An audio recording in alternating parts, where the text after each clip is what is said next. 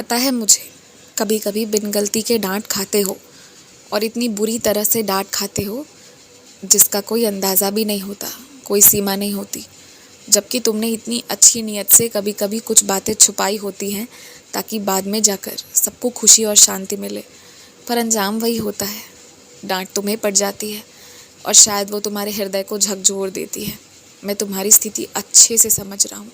तुम्हारे अंदर बहुत क्रोध बढ़ गया है, बहुत कुछ है तुम्हारे अंदर, एक भार लेकर चल रहे हो।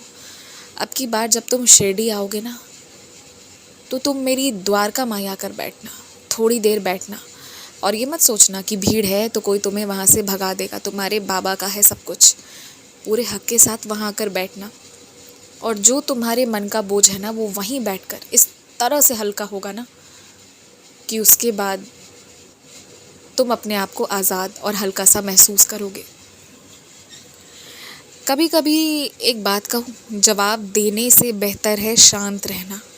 शांत रह जाने से जो लोग समझेंगे ना, वो कभी कभी तुम्हारे शब्दों से नहीं समझ पाएंगे। मौन धारण कर लो।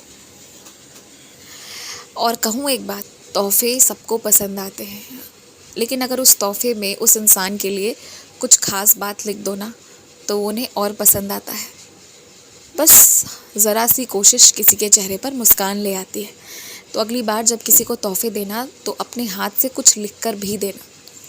और तुम ये मत सोचना कि तोहफे दूं या ना दूं, अगर दिल में आए तो बिल्कुल दे दो, क्योंकि कुछ लोग उन तोहफों के हकदार भी हैं। और साथ ही साथ ये भी याद रखना कि तुम दोगे तो हमेशा दे पाओगे। तुम्हें ऐसा बनाऊंगा कि कभी कमी नहीं रहेगी, इसलिए हमेशा देने वाला बनो। अपनी मजबूरी या अपनी परेशानियों का शिकायत करने मेरे पास मत आया करो। तुम ये समझो कि ज़िंदगी में एक बार मजबूरियों का सामना, परेशानियों का सामना हर इंसान को करना पड़ता है, और वो बहुत ज़रूरी होता है। पर वो मौका होता है ना, जिस वक्त तुम्हें एक फ़ैसला करना पड़ता है। फ़ैसला आगे बढ़ने का या वहीं ठहरने का या पीछे लौट जाने का। तो वो फ़ैसला तुम्हें करना है, एक निर्णय बिना डरे तुम्हें करना है। सच कहूँ ना, तो वो फ़ैसला आगे पीछे की बात नहीं है। फ़ैसला बस इतनी सी बात का है कि तुम डर को चुनते हो या भक्ति और अपने बाबा को चुनकर विश्वास से निडर रहते हो। बस इतनी सी बात है। और मुझे पता है कुछ लोगों में बहुत घमंड आ गया है, इतना घमंड आ गया है कि वो क्या कह रहे हैं कि वो तुम्हें भी इंसान नहीं समझ रहे। मैं देख रहा हूँ सब कुछ, पर अब ये वही वक्त है कि वो मुंह के बल गिर जाएंगे। तुम अपनी तरफ से सावधान कर सकते हो तो करो, पर अच्छे शब्दों में करो, और नहीं कर पा रहे तो अब छोड़ दो। कभी कभी अहंकार का टूटना भी बेहद ज़रूरी होता है। मैं कभी भी ना किसी को सज़ा देकर तुम्हारे हृदय को ख़राब नहीं करना चाहता, लेकिन अगर मैं कभी किसी को तुम्हारे आँखों के सामने सज़ा नहीं दूंगा ना, तो तुम कैसे समझ पाओगे कि इंसाफ क्या होता है। और इसलिए तुम्हारे आँखों के सामने ही कुछ लोगों को सज़ाएं मिल रही हैं और कुछ लोगों को मिलेंगे भी।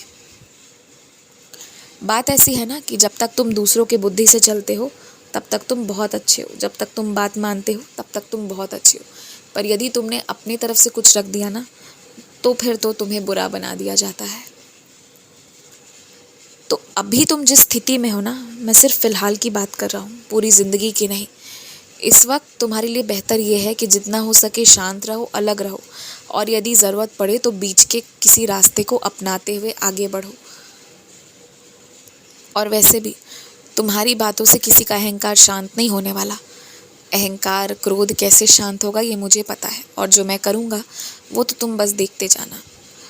गुलाब के फूल मुझे वैसे तो बहुत पसंद है, लेकिन फिर तुम जो भी लेकर आओगे ना, वो फूल मैं स्वीकार कर लूँगा।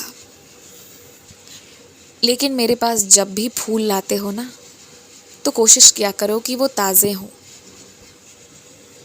बाकी तो तुम्हारी भक्ति, तुम्हारा समर्पण, वही चाहिए मुझे, बाकी कुछ और नहीं। हमेशा खुश रहो।